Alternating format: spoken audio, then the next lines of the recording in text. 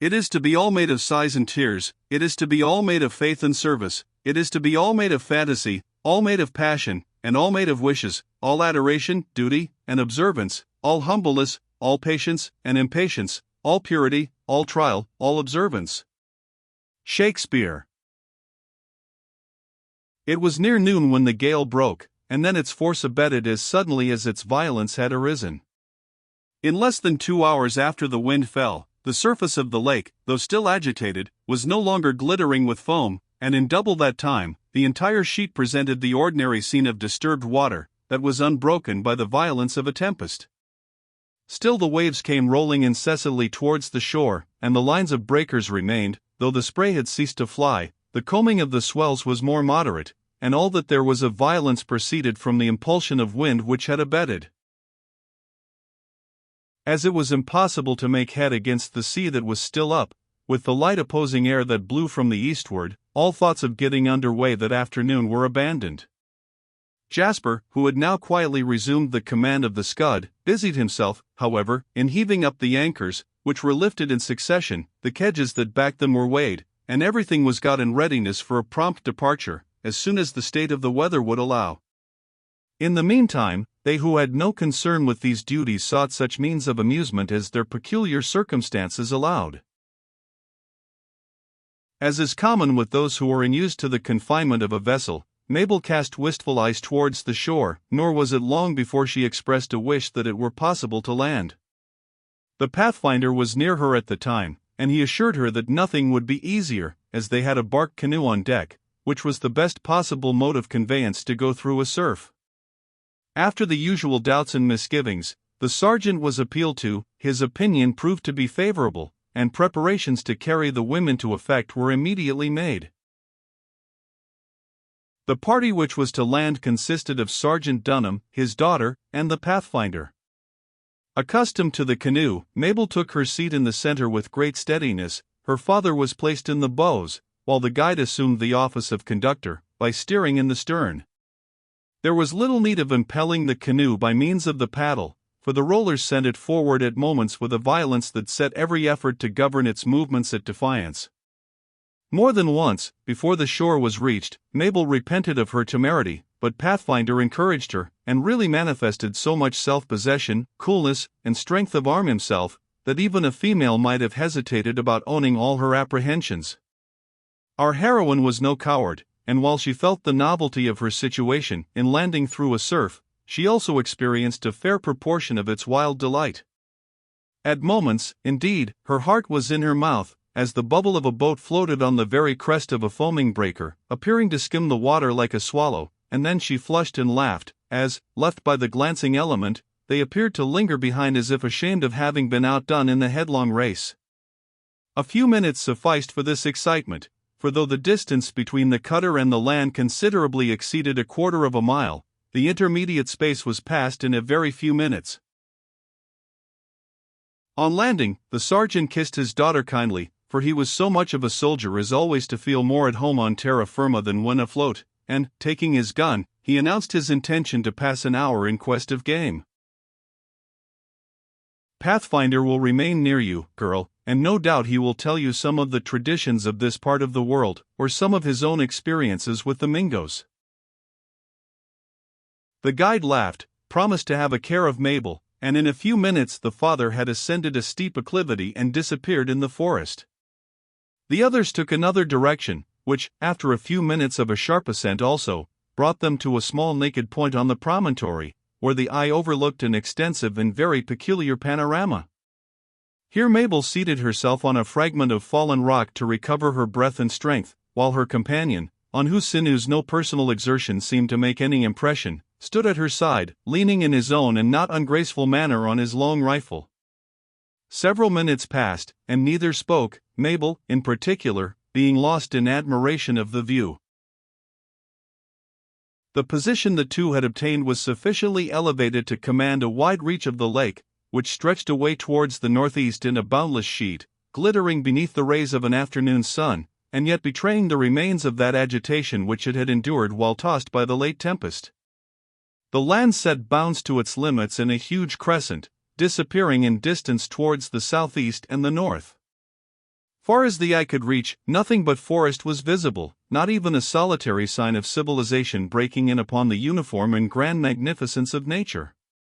The gale had driven the Scud beyond the line of those forts with which the French were then endeavoring to gird the English North American possessions, for, following the channels of communication between the Great Lakes, their posts were on the banks of the Niagara, while our adventurers had reached a point many leagues westward of that celebrated strait.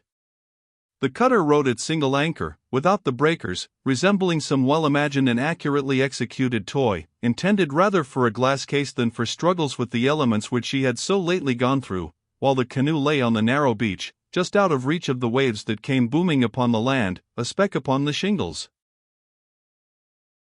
"We are very far here from human habitations," exclaimed Mabel, when, after a long survey of the scene, its principal peculiarities forced themselves on her active and ever-brilliant imagination. "This is indeed being on a frontier." "Have they more sightly scenes than this nearer the sea and around their large towns?" demanded Pathfinder, with an interest he was apt to discover in such a subject. "I will not say that. There is more to remind one of his fellow beings there than here, less, perhaps, to remind one of God." "Aye, Mabel, that is what my own feelings say. I am but a poor hunter, I know, untaught and unlearned, but God is as near me, in this my home, as he is near the king in his royal palace." "Who can doubt it?" returned Mabel, looking from the view up into the hard-featured but honest face of her companion, though not without surprise at the energy of his manner. "One feels nearer to God in such a spot, I think, than when the mind is distracted by the objects of the towns." "You say all I wish to say myself, Mabel, but in so much plainer speech, that you make me ashamed of wishing to let others know what I feel on such matters. I have coasted this lake in search of skins afore the war, and have been here already, not at this very spot, for we landed yonder, where you may see the blasted oak that stands above the cluster of hemlocks." "How, Pathfinder, can you remember all these trifles so accurately?" "These are our streets and houses, our churches and palaces. Remember them, indeed. I once made an appointment with the Big Sarpent, to meet at 12 o'clock at noon, near the foot of a certain pine, at the end of 6 months, when neither of us was within 300 miles of the spot. The tree stood, and stands still, unless the judgment of Providence has lighted on that too, in the midst of the forest, 50 miles from any settlement, but in a most extraordinary neighborhood for beaver." "And did you meet at that very spot an hour? Does the sun rise and set?" "When I reached the tree, I found the Sarpent leaning against its trunk with torn leggings and muddied moccasins. The Delaware had got into a swamp, and it worried him not a little to find his way out of it, but as the sun which comes over the eastern hills in the morning goes down behind the western at night, so was he true to time and place. No fear of Chingachgook when there is either a friend or an enemy in the case. He is equally sartain with each." "And where is the Delaware now? Why is he not with us today?" "He is scouting on the Mingo Trail, where I ought to have been too, but for a great human infirmity. You seem above, beyond, superior to all infirmity, Pathfinder. I never yet met with a man who appeared to be so little liable to the weaknesses of nature." "If you mean in the way of health and strength, Mabel, Providence has been kind to me, though I fancy the open air, long hunts, active scoutings, forest fare, and the sleep of a good conscience, may always keep the doctors at a distance. But I am human after all. Yes, I find I'm very human in some of my feelings." Mabel looked surprised, and it would be no more than delineating the character of her sex, if we added that her sweet countenance expressed a good deal of curiosity, too, though her tongue was more discreet. "There is something bewitching in this wild life of yours, Pathfinder," she exclaimed, a tinge of enthusiasm mantling her cheeks. "I find I'm fast getting to be a frontier girl, and am coming to love all this grand silence of the woods. The towns seem tame to me, and, as my father will probably pass the remainder of his days here, where he has already lived so long, I begin to feel that I should be happy to continue with him, and not to return to the seashore." The woods are never silent, Mabel, to such as understand their meaning. Days at a time have I traveled them alone, without feeling the want of company, and, as for conversation, for such as can comprehend their language, there is no want of rational and instructive discourse. I believe you are happier when alone, Pathfinder, than when mingling with your fellow creatures. I will not say that. I will not say exactly that. I have seen the time when I have thought that God was sufficient for me in the forest, and that I have craved no more than His bounty and His care. But other feelings have got uppermost, and I suppose nature will have its way. All other creatures mate, Mabel, and it was intended man should do so too. And have you never bethought you of seeking a wife, Pathfinder, to share your fortunes? Inquired the girl, with the directness and simplicity that the pure of heart and the undesigning are the most apt to manifest, and with that feeling of affection which is inbred in her sex. To me it seems you only want a home to return to from your wanderings to render your life completely happy. Were I a man, it would be my delight to roam through these forests at will, or to sail over this beautiful lake. I understand you, Mabel, and God bless you for thinking of the welfare of men as humble as we are. We have our pleasures, it is true, as well as our gifts, but we might be happier. Yes, I do think we might be happier. Happier? In what way, Pathfinder? In this pure air, with these cool and shaded forests to wander through, this lovely lake to gaze at and sail upon, with clear consciences, and abundance for all their real wants, men ought to be nothing less than as perfectly happy as their infirmities will allow. Every creature has its gifts, Mabel, and men have theirs, answered the guide, looking stealthily at his beautiful companion, whose cheeks had flushed and eyes brightened under the ardor of feelings excited by the novelty of her striking situation, and all must obey them. Do you see yonder pigeon that is just alighting on the beach here in a line with the fallen chestnut? Certainly, it is the only thing stirring with life in it, besides ourselves, that is to be seen in this vast solitude. Not so, Mabel, not so. Providence makes nothing that lives to live quite alone. Here is its mate, just rising on the wing. It has been feeding near the other beach, but it will not long be separated from its companion. I understand you, Pathfinder, returned Mabel, smiling sweetly, though as calmly as if the discourse was with her father. But a hunter may find a mate, even in this wild region. The Indian girls are affectionate and true, I know, for such was the wife of Arrowhead, to a husband who oftener frowned than smiled. That would never do, Mabel, and good would never come of it. Kind must cling to kind, and country to country, if one would find happiness. If, indeed, I could meet with one like you, who would consent to be a hunter's wife, and who would not scorn my ignorance and rudeness, then, indeed, would all the toil of the past appear like the sporting of the young deer, and all the future like sunshine. One like me. A girl of my years and indiscretion would hardly make a fit companion for the boldest scout and surest hunter on the lines. Ah, Mabel. I fear me that I have been improving a redskin's gifts with a pale-faced nature? Such a character would ensure a wife in an Indian village.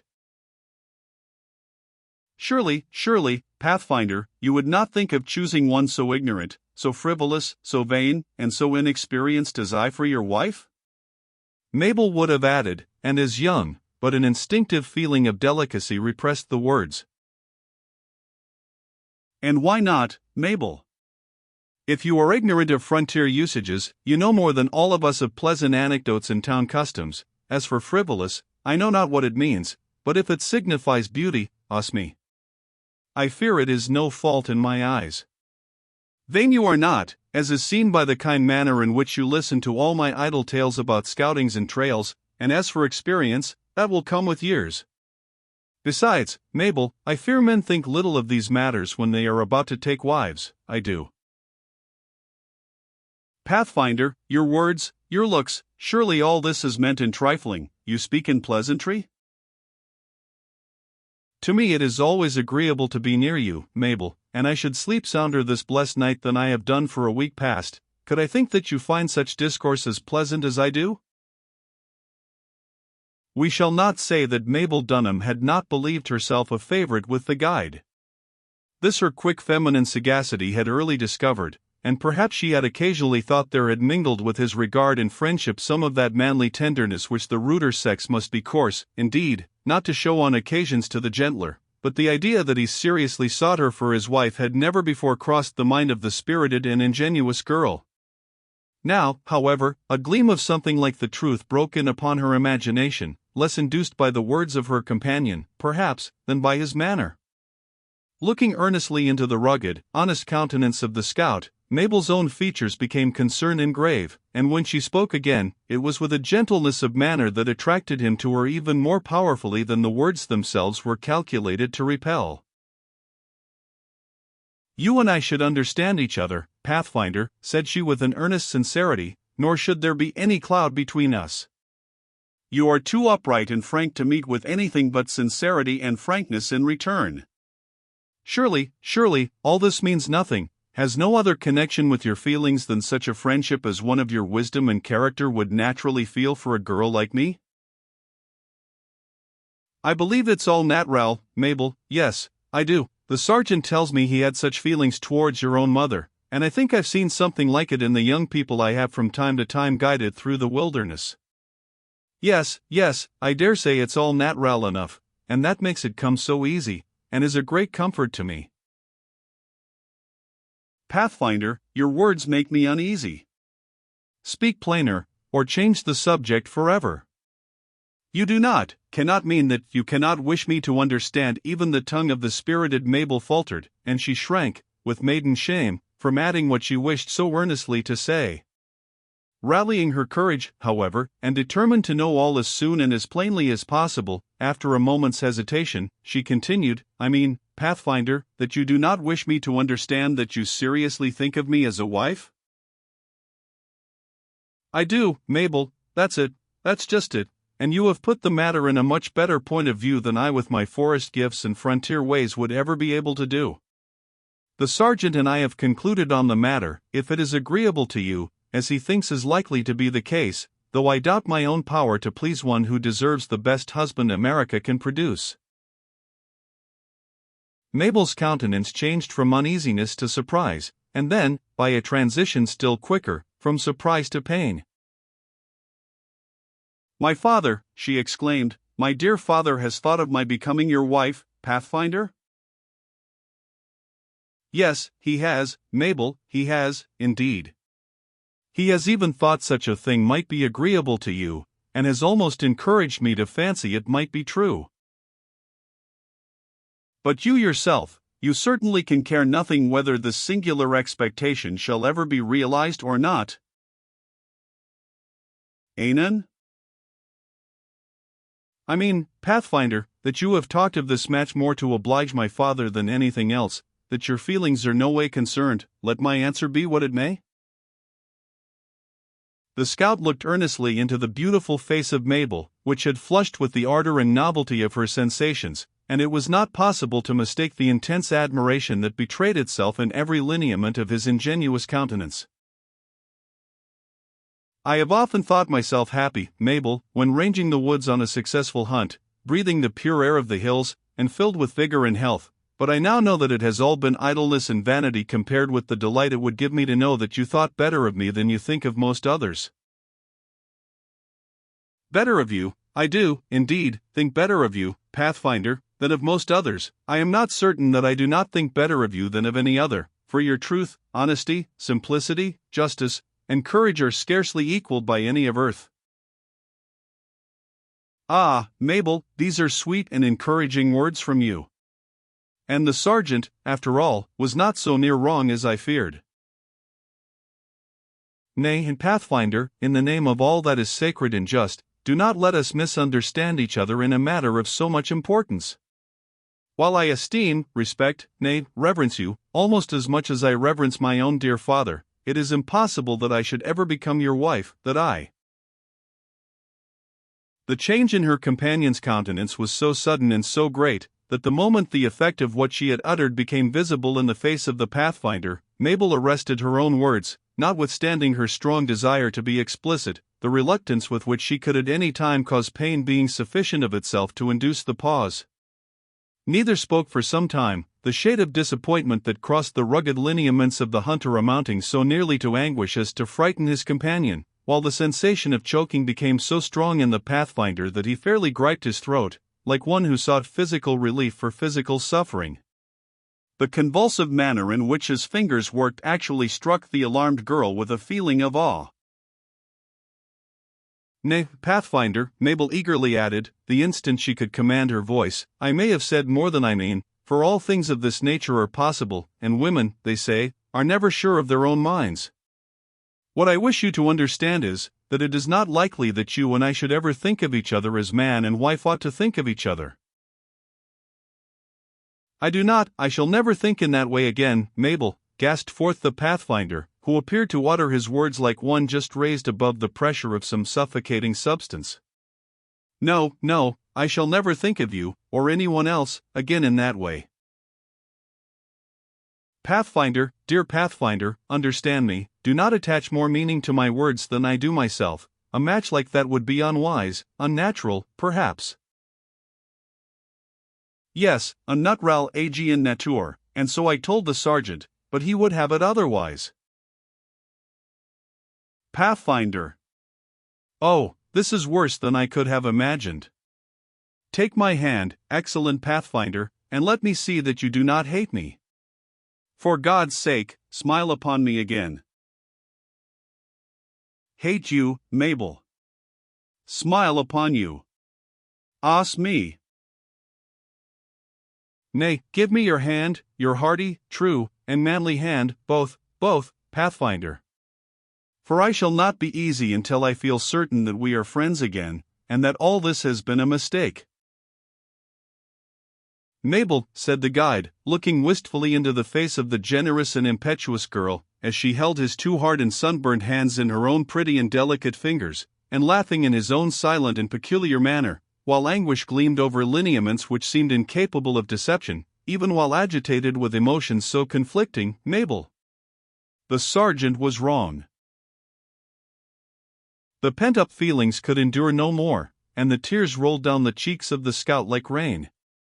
His fingers again worked convulsively at his throat, and his breast heaved, as if it possessed a tenant of which it would be rid, by any effort, however desperate. Pathfinder! Pathfinder! Mabel almost shrieked, anything but this, anything but this. Speak to me, Pathfinder. Smile again, say one kind word, anything to prove you can forgive me. The sergeant was wrong, exclaimed the guide, laughing amid his agony, in a way to terrify his companion by the unnatural mixture of anguish and light-heartedness. I knew it, and said it. Yes, the sergeant was wrong after all. We can be friends, though we cannot be man and wife, continued Mabel, almost as much disturbed as her companion, scarcely knowing what she said. We can always be friends, and always will. I thought the sergeant was mistaken, resumed the Pathfinder, when a great effort had enabled him to command himself, for I did not think my gifts were such as would please the fancy of a town-bred girl. It would have been better, Mabel, had he not over-persuaded me into a different notion, and it might have been better, too, had you not been so pleasant and confiding like. Yes, it would. If I thought any error of mine had raised false expectations in you, Pathfinder, however unintentionally on my part, I should never forgive myself, for, believe me, I would rather endure pain in my own feelings than you should suffer. That's just it, Mabel, that's just it. These speeches and opinions, spoken in so soft a voice, and in a way I'm so unused to in the woods, have done the mischief. But I now see plainly, and begin to understand the difference between us better, and will strive to keep down thought, and to go abroad again as I used to do, looking for the game and the enemy. Ahs me, Mabel. I have indeed been on a false trail since we met. In a little while you will forget all this, and think of me as a friend, who owes you her life. This may be the way in the towns, but I doubt if it's natural to the woods. With us, when the eye sees a lovely sight, it is apt to keep it long in view, or when the mind takes in an upright and proper feeling, it is loath to part with it. You will forget it all, when you come seriously to recollect that I am altogether unsuited to be your wife. So I told the sergeant, but he would have it otherwise. I knew you was too young and beautiful for one of middle age, like myself, and who never was comely to look at even in youth, and then your ways have not been my ways, nor would a hunter's cabin be a fitting place for one who was educated among chiefs, as it were. If I were younger and comelier though, like Jasper O'Douse. Never mind Jasper O'Douse, interrupted Mabel impatiently, we can talk of something else. Jasper is a worthy lad, Mabel, aye, and a comely, returned the guileless guide, looking earnestly at the girl, as if he distrusted her judgment in speaking slightingly of his friend. Were I only half as comely as Jasper Western, my misgivings in this affair would not have been so great, and they might not have been so true. We will not talk of Jasper Western, repeated Mabel, the color mounting to her temples. He may be good enough in a gale, or on the lake, but he is not good enough to talk of here. I fear me, Mabel, he is better than the man who was likely to be your husband, though the sergeant says that never can take place. But the sergeant was wrong once, and he may be wrong twice. And who is likely to be my husband, Pathfinder? This is scarcely less strange than what has just passed between us. I know it is nat ral for like to seek like, and for them that have consorted much with officers' ladies to wish to be officers' ladies themselves. But, Mabel, I may speak plainly to you, I know, and I hope my words will not give you pain, for, now I understand what it is to be disappointed in such feelings, I wouldn't wish to cause even a mingo sorrow on this head.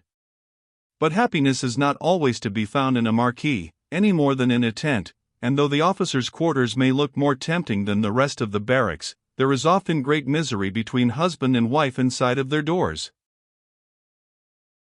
I do not doubt it in the least, Pathfinder, and, did it rest with me to decide, I would sooner follow you to some cabin in the woods, and share your fortune, whether it might be better or worse, than go inside the door of any officer I know, with an intention of remaining there as its master's wife. Mabel, this is not what Lundy hopes, or Lundy thinks. And what care I for Lundy?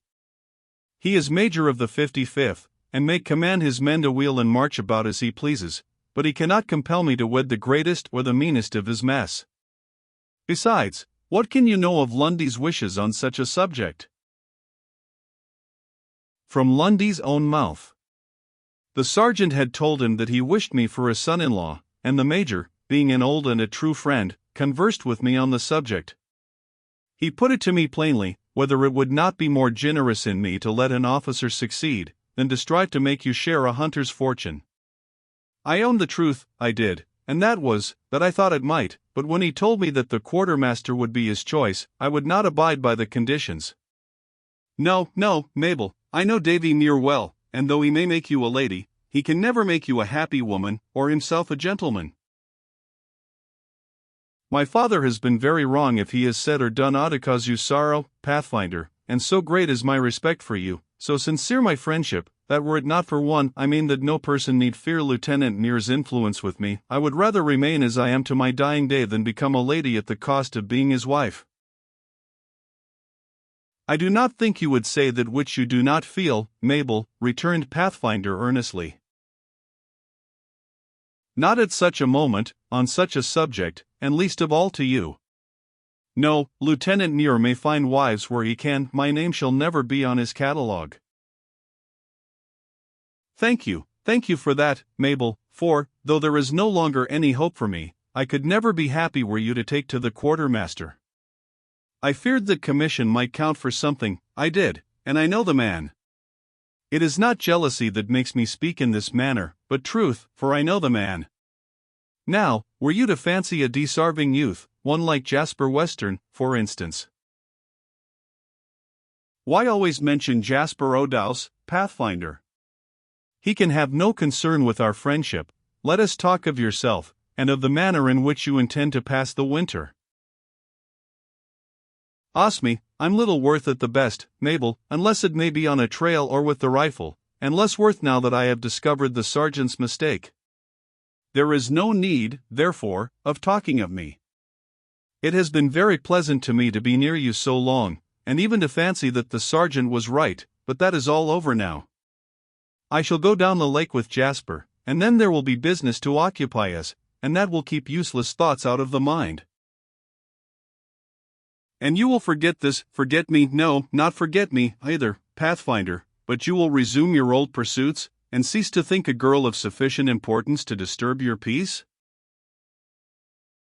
I never noted afore, Mabel, but girls are of more account in this life than I could have believed.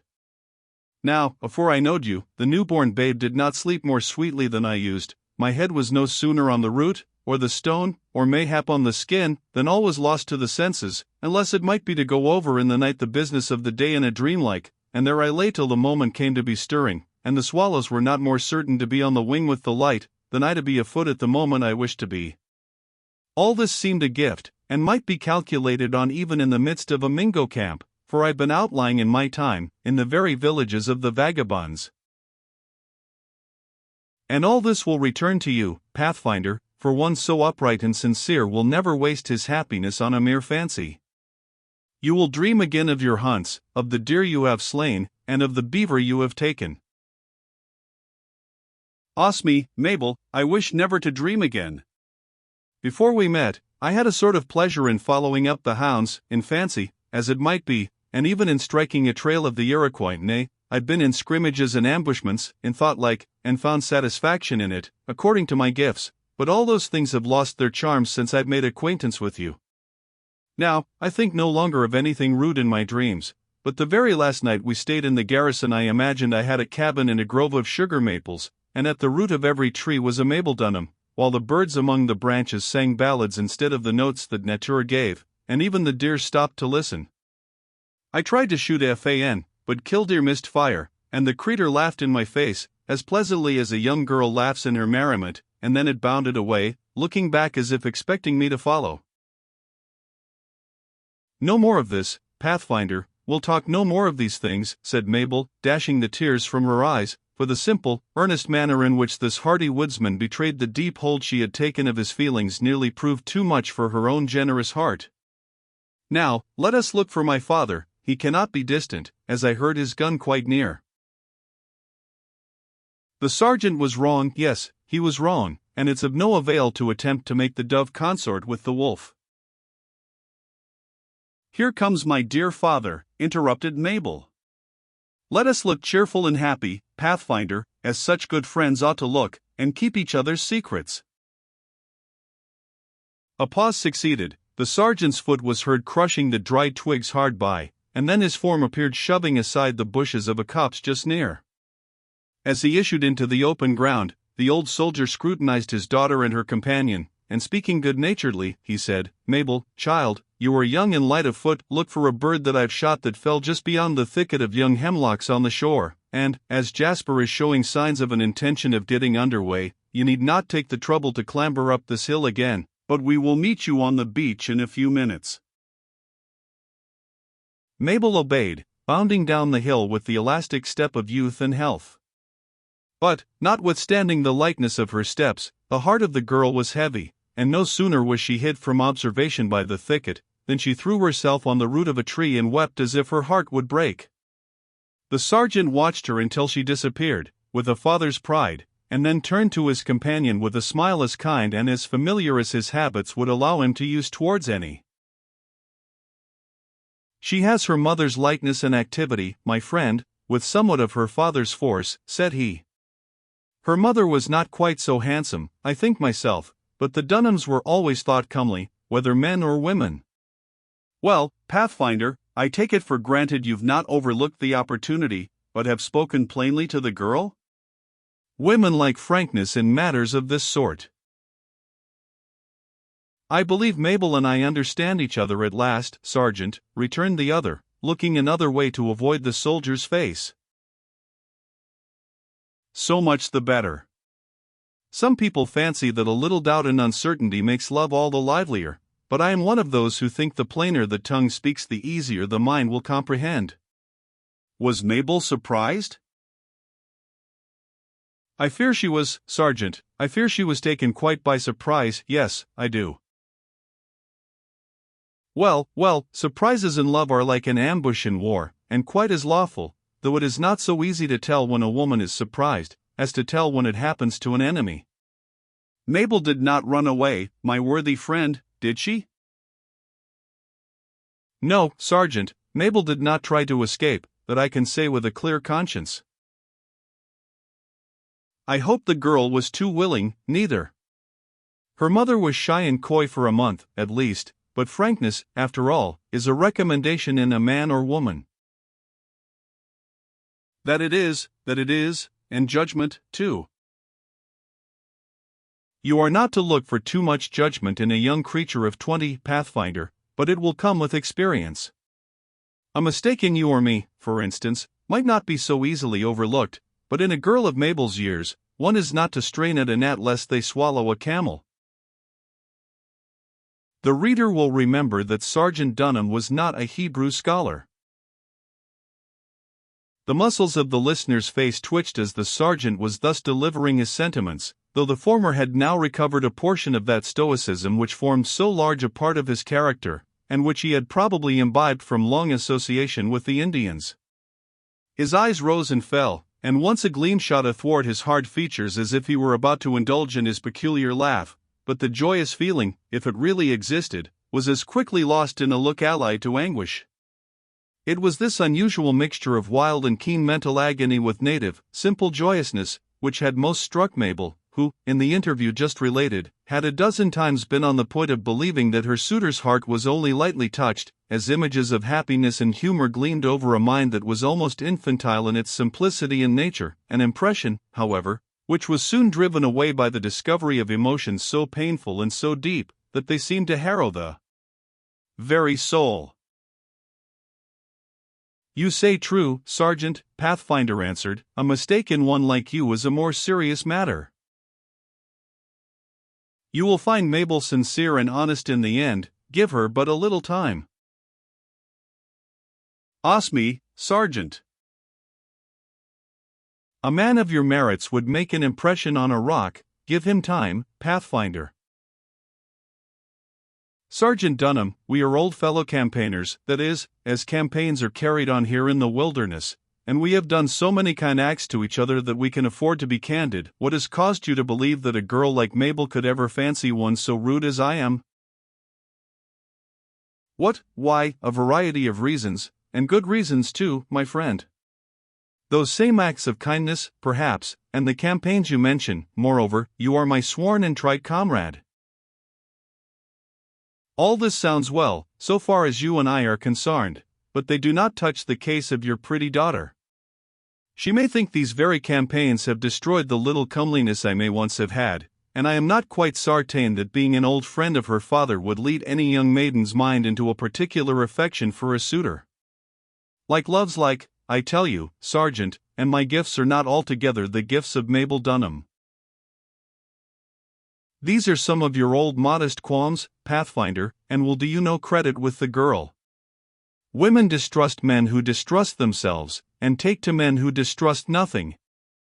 Modesty is a capital thing in a recruit, I grant you, or in a young subaltern who has just joined, for it prevents his railing at the non-commissioned officers before he knows what to rail at. I'm not sure it is out of place in a commissary or a parson, but it's the devil and all when it gets possession of a real soldier or a lover. Have as little to do with it as possible, if you would win a woman's heart. As for your doctrine that like loves like, it is as wrong as possible in matters of this sort. If like loved like, women would love one another, and men also. No, like love's dislike, the sergeant was merely a scholar of the camp, and you have nothing to fear from Mabel on that score.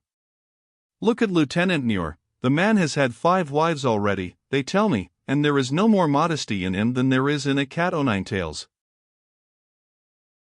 Lieutenant Muir will never be the husband of Mabel Dunham, let him ruffle his feathers as much as he may.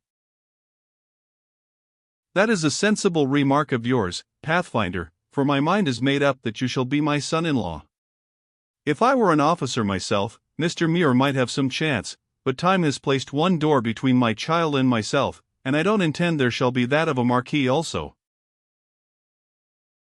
"Sergeant, we must let Mabel follow her own fancy. She is young and light of heart, and God forbid that any wish of mine should lay the weight of a feather on a mind that is all gaiety now, or take one note of happiness from her laughter."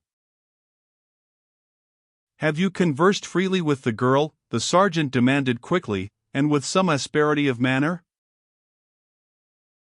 Pathfinder was too honest to deny a truth plain as that which the answer required, and yet too honorable to betray Mabel, and expose her to the resentment of one whom he well knew to be stern in his anger. "We have laid open our minds," he said, "and though Mabel's is one that any man might love to look at, I find little there, Sergeant, to make me think any better of myself." "The girl has not dared to refuse you, to refuse her father's best friend?" Pathfinder turned his face away to conceal the look of anguish that consciousness told him was passing athwart it, but he continued the discourse in his own quiet, manly tones. "Mabel is too kind to refuse anything, or to utter harsh words to a dog.